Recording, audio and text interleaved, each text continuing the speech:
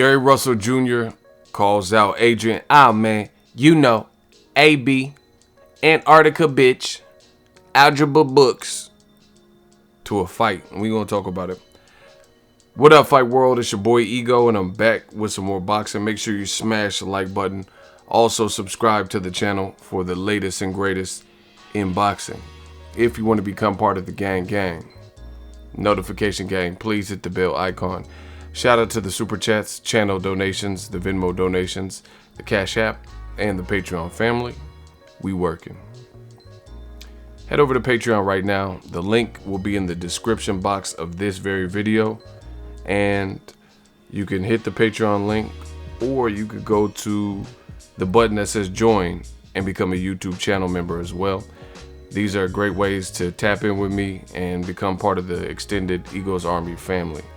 Now, as far as this video, I didn't really think I would make this video. At one point, I thought I would, but in recent times, I didn't think so.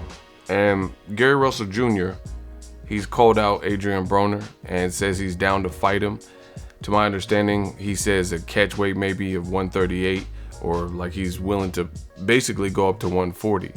This is rather surprising because I've seen Gary Russell on the scale before. Like, he's posted a video and his walk around weight was closer to like lightweight, like 135-ish, somewhere right around there. So Broner would definitely have a size advantage in this particular matchup. Now, the reason I said I didn't think I would make this video is because I've been in boxing for a minute, and these two names, Broner and Gary Russell Jr., if you've been in boxing as long as me, you'll recall that they were coming up through the ranks, and the fans started hearing about both of these names right around the same time. It was Broner and Gary Russell, you know, and they were pitting this. It was actually Broner, Gary Russell, and Yuriorkis Gamboa. Those three names were all relatively around the same weight class. You got to keep in mind, this is before Broner moved up to welterweight and 140 and stuff like that. He was dominant and looking great at 130, 135. Gary Russell, you know, he's at featherweight or so. And they were close enough in weight where Gamboa, Broner, and Gary Russell Jr., they're all coming through the ranks, and people were hearing about the names, and they're putting on exciting performances, getting the knockout and things like that. So the names were really synonymous with each other. Everybody was like wanting to see those fights, and one thing led to another. You know, Gamboa was trying to fight Mikey Garcia. That never came into fruition. He ended up getting knocked out by Terrence Crawford. Broner ended up having about 2 fights. He took on the toughest, credit to Broner, he took on the toughest challenge straight away at the time, which was Antonio DeMarco, who just really won his last fight. He just fought recently on a card, and he really should have won. And Broner moved up to lightweight when he was a champion and chopped him up, and then he fought Gavin Reese and decided the bigger purses were up, so he went to Paulie Malignaggi. They had a good build up, and after he fought Maidana, lost that fight, and this is, you know, the rest is history. So the bottom line is, these different fighters, their names, people stopped connecting them, you know, because Broner was headed his own direction, moved up to 147 straight away from 35, and he moved all the way up, fought Paulie Malignaggi, and then he lost. You know, Gary Russell, he had some inactivity in there, you know, or like lesser known fights. Like he fought, I think, Patrick Hyland, the Irish guy, things like that.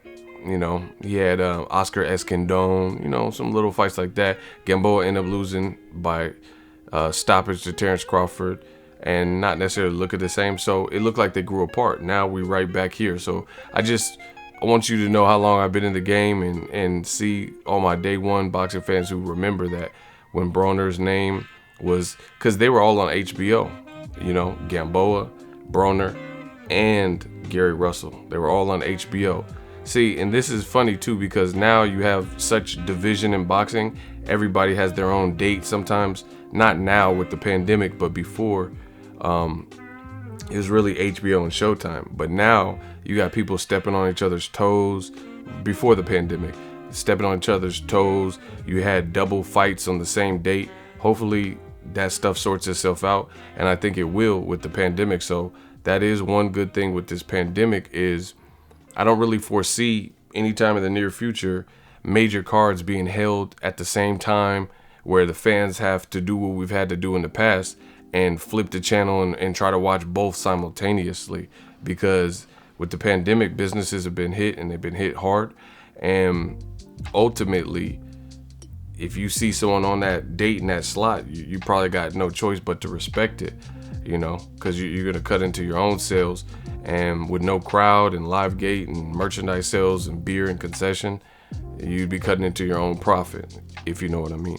So they were all on HBO together, and it looked like they grew apart. They went kind of separate ways. PBC pulled their fighters off of HBO, and Al Heyman, of course, created Premier Boxing Champs, and the rest is history. But now Gary Russell's saying he wants smoke.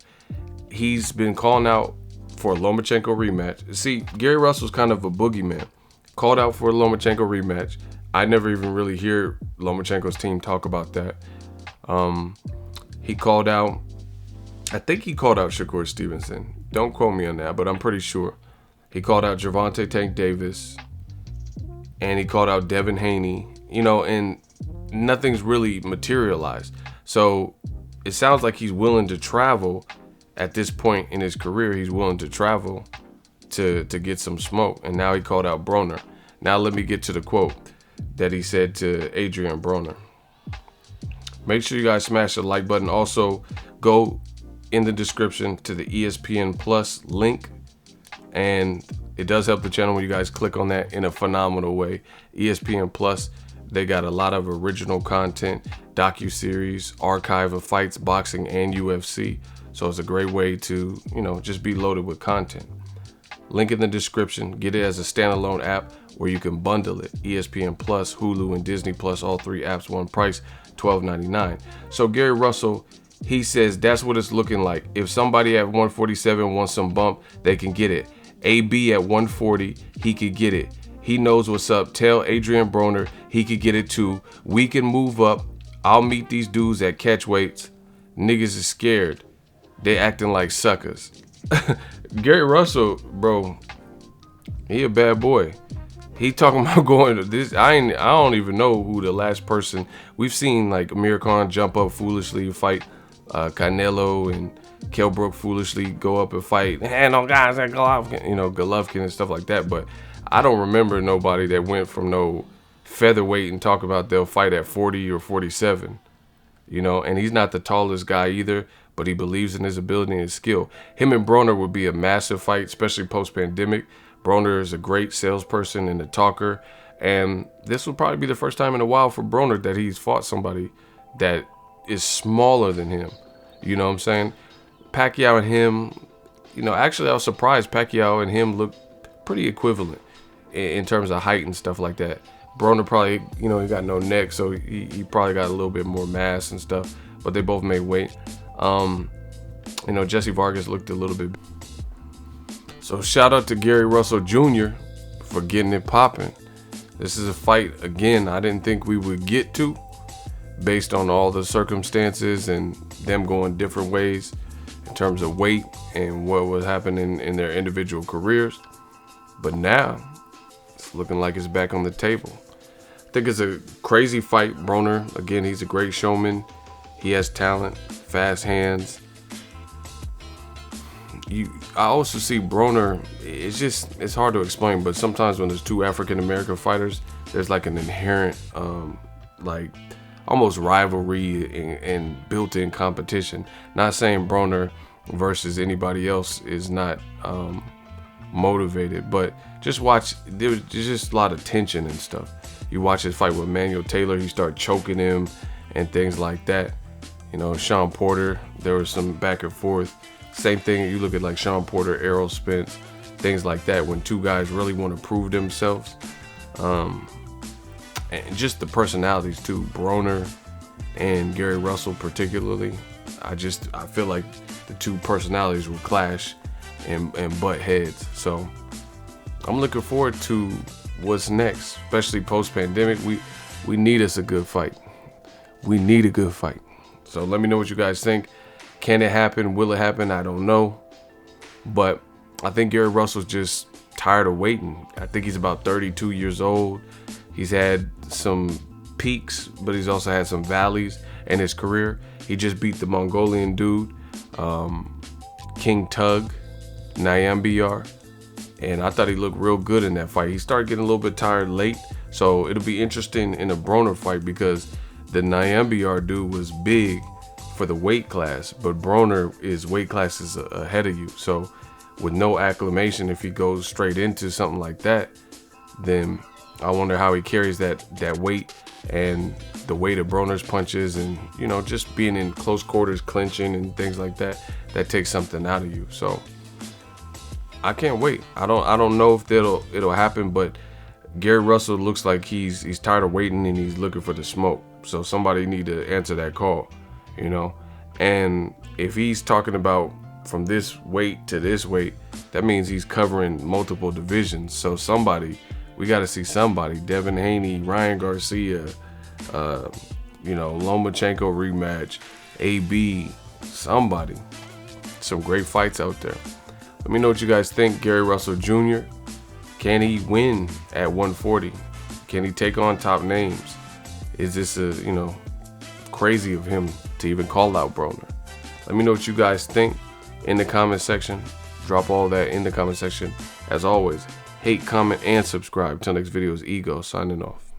So if you enjoyed this video and want more content like this on the channel, you can show your appreciation by going to the PayPal donate button or the YouTube support button, and you can donate any amount that you feel is equivalent to the value of this video. Much more to come. Thank you guys for your support. Boxingego, the future of boxing.